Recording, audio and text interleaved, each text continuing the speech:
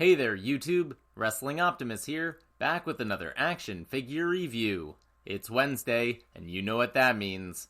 Time for AEW Dynamite on TNT. It feels like the first normal show in quite a long time, but that's not necessarily a bad thing, nor does it mean that there's nothing going on. Once again, we have a stacked card, plus I'm sure there will be some fallout from Private Party and Tony Khan appearing on Impact last night. But first, if you're new here, make sure to like the video and subscribe to the channel for more pro wrestling and action figure content. Now, we're headed into my custom dailies place, so for a recap and review, let's take it over to the action figures.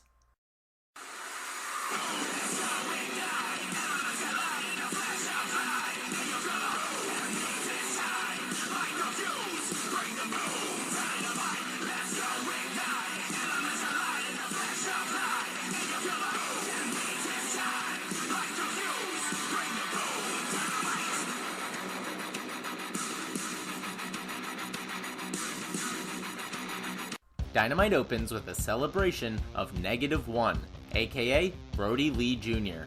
He comes out riding the shoulders of his favorite wrestler, number 10, making him tall enough to wear his dad's jacket. The Dark Order gathers around a birthday cake, and John Silver says it's a special night. First, because he thinks Adam Page is joining Dark Order, and second, because it's somebody's birthday. Although the cake is making Johnny hungry, he takes a minute to lead Daly's place in singing happy birthday to -1. But before they can cut the cake, they're interrupted by Chaos Project. Luther calls AEW a daycare center and screams about -1, saying that he looked stupid on Dark the other week. He claims to have a perfectly symmetrical face and says that the only ones who look stupid are the guys wearing masks. Hey, wait a minute. Then he says that they're going to ruin -1's birthday. That sets off Silver, Reynolds, and Cabana to attack just as TH2 joins the melee. The rest of Dark Order hurry Brody Jr. off stage as Adam Page runs out with the perfect WTF face before diving on a mass of humanity. Famously, Luther enjoys using his partner Serpentico as a weapon. Well, now he gets the Hybrid 2 to throw around as well. For example, he gives Angelico a bulldog in order to slam him on top of John Silver, but eventually, Adam Page gets the hot tag and takes out everyone. The funniest moment comes when Hangman misses a kip-up, then makes up for it with a giant moonsault to the outside. He almost botches again attempting a power spot where he lifts up both John Silver and Alex Reynolds on his back, but then he managed to pull off what I'm calling the totem pole drop. Jack Evans is widely considered one of the best high flyers in all of AEW, but he flies a little bit too far and winds up crash landing into the crowd. Luther drags Colt Cabana to the stage and goes to powerbomb him into the birthday cake, but -1 runs out with his trusty kendo stick and cracks it across Luther's back. Then, Colt Cabana suplexes Luther face first into the cake. Well, technically elbow first, but at least he tried to cover for it. That goes immediately into an incredible end sequence. Alex Reynolds whips Serpentico into a John Silver enziguri, then hits a stunner of his own. Silver holds the Snake Man for Hangman to hit the buckshot lariat before nailing an overhead suplex that Reynolds finishes off with a diving pin. Afterwards, Stu Grayson and Evil Uno grab Serpentico.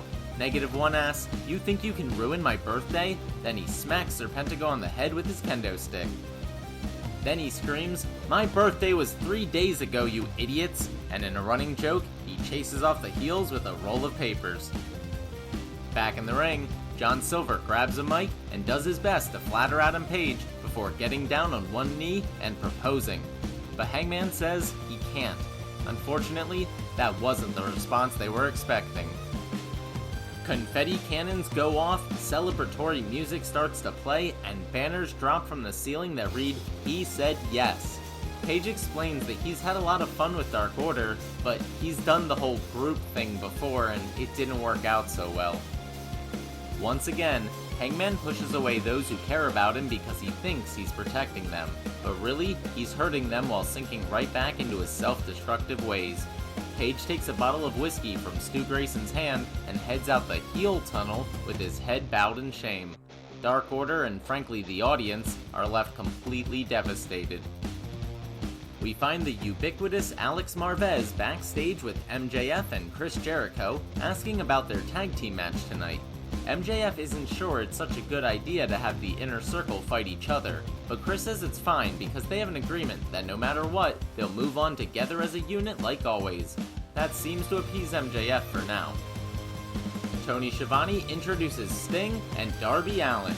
Sting congratulates Allin on being the TNT champion, and I think he meant to say something about winning a fair fight because Taz interrupts from the Tron saying, "Fair fight my ass." He chastises Sting for using his baseball bat last week against Starks, and Darby for using his belt to tie up Brian Cage. He says they fight dirty, street style, but he grew up in the streets, and his men are real street fighters.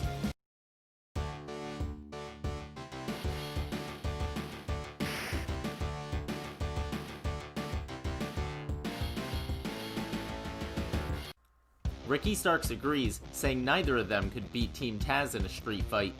Taz finishes by calling them bitches, so you know it's serious. Darby responds, "You want to take it to the streets? Be careful what you wish for, Team Taz, because it just might happen." Darby is just so cool and oozes charisma. For me, it doesn't really matter what he says or how little he does. All his segments are must-see, and that's what makes a perfect TV, or in this case, TNT champion. The Young Bucks arrive at Kenny Omega's house where they run into Alex Marvez, who heard a rumor that the Elite were having a meeting. They make fun of him before inviting him to join them anyway.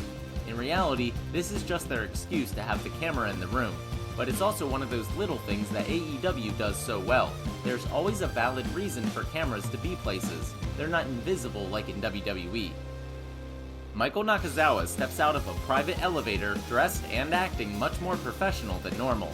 He escorts them into a room where they notice a somewhat homoerotic oil painting of Kenny and Don Callis. Speak of the devil, Don arrives alone. He makes excuses for what happened last week, why Kenny can't make a meeting at his own house, and why Kenny hasn't responded to texts. Apparently, he changed his number to stop Marks from blowing up his phone. Nakazawa escorts Marvez and the cameraman to the dungeon, but the camera stays behind. Don explains that, to him, the 12-year friendship between Kenny and the Bucks was an investment, so he tries to write them a check as compensation. Nick points out that they were Kenny's friends while Don was absent all those years, but he counters saying although they were good friends, now they're holding Omega back. Matt makes a joke about checks from Impact bouncing, then tears it up and throws it in Don's face. They back a screaming Don Callis into the camera, implying that they beat him up. And yes, I'm using a Paul Heyman figure to represent Don Callis because they're equally slimy people. The former librarian, Pretty Peter Avalon, makes his return to Dynamite against Cody Rhodes. According to commentary, Cody claimed that he was going to win this in under a minute, so he immediately hits a crossroads, but before he can go for the pin, Jade Cargill comes out. Avalon uses the distraction to sneak in a low blow and take advantage. He works over Cody's leg until Cody puts him in the figure 4. He does manage to reverse it once, but when it's reversed back and Cody threatens to slap Peter's pretty face, Avalon cowers and taps out, giving Cody the victory, but not in the self-imposed time limit. FTR and Tully Blanchard are hanging out in their private lounge. They're excited to be number 1 in the latest tag team rankings, but they still want the belts back. Suddenly, Jurassic Express bursts in. Jungle Boy says FTR might be the best tag team in the world, but after being in the ring with them, he knows that he could beat either one of them in a singles match. Dax accepts that challenge for next week, while Luchasaurus promises to keep Tully and Cash from interfering. Jon Moxley makes his in-ring return to take on Philly native Nick Camarado, who looks like a massive caveman. Apparently, he was the only guy on the roster willing to fight Moxley. It's a quick, fairly basic brawl. Mox sells Camarado's power offense for a while before making the babyface comeback. Afterwards, he gives one of his fiery, badass promos saying Wednesday nights are getting so crazy he can't keep track of who's in what group anymore. No worries though, Kenny's frat buddies from Nashville are just more bodies for Mox to beat up. So bring 'em on from Mexico to Japan because all roads in pro wrestling lead through Moxley. Dasha is with Eddie Kingston and his family. She asks how he's preparing for Lance Archer. He admits he's had a hard time lately, referring to his recent losses to Moxley and Pac. Archer interrupts, claiming that Eddie's always running away. He regurgitates a few catchphrases before the Butcher and the Blade have a quick exchange with Jake the Snake. Alex Marvez confronts Kenny Omega about what happened at his house earlier. Kenny dismisses him and finds Don Callis in the locker room. Right away, he notices the bruises on Don's face and threatens whoever did it until he finds out that it was the Young Bucks. They kick Marvez and the camera guy out before continuing their conversation. Next, Matt Sydal teams up with Top Flight to take on the Hardy Party. Coming into this match, Matt Hardy has been spinning his shady behavior as learning opportunities while slowly turning his protege's heel. Still, after their recent matches on Dark and Impact, Private Party seem to be embracing Matt's win-at-all-costs mentality. Now, I'm not going to try and recap a match that features Top Flight, Private Party, and Matt Sydal, but needless to say it was full of fast-paced, high-flying action. However, Mark Quinn was unusually aggressive, and after Hardy distracted the ref, Isaiah Cassidy used a chair in an uncharacteristic cheap shot.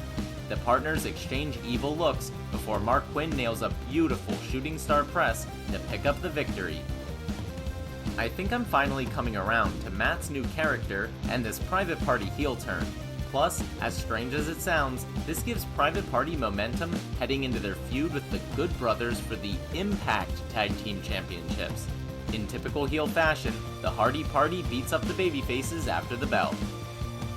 MJF and Wardlow visit the Inner Circle's lounge. He says if it were up to him, tonight's match wouldn't even be happening. But Jericho is their leader, and what he says goes. Sammy tries to pick a fight, but the other guys back him off. Max says that they're family. He loves them and only wants what's best for the group. Then, he convinces everyone except Sammy to give him a fist bump. In our only women's action of the night, legit Layla Hirsch takes on Penelope Ford, who's accompanied by Kip Sabian, Miro, and their new butler, Chuck Taylor. Orange Cassidy is in the audience, and although it's hard to tell, he doesn't look pleased.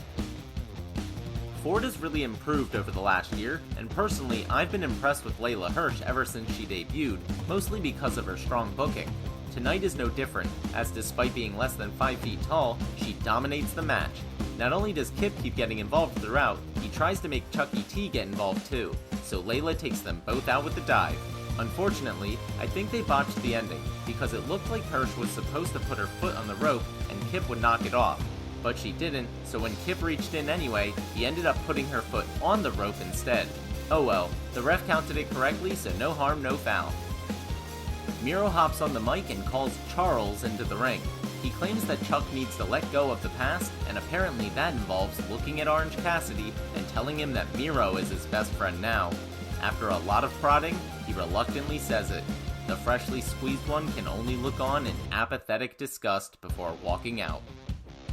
Cameras quickly cut backstage where Anderson and Gallows are beating up Pentagon.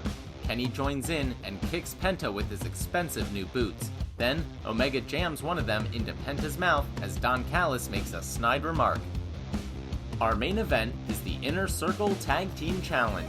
MJF and Chris Jericho come out first to a remixed version of their combined theme songs. Speaking of music, Sammy and Jake Hager come out to a special video message from the Sammy Hagar. Last but not least is the group's longest tenured team, Proud and Powerful. When Sammy starts by getting in MJF's face and trying to provoke him, Max literally turns the other cheek. But Sammy keeps up the attitude even when his mentor Chris Jericho enters the ring. After initially exchanging pleasantries, Sammy slaps Jericho, throws him out of the ring, and taunts him with his signature pose. Sammy absolutely goes off in this match.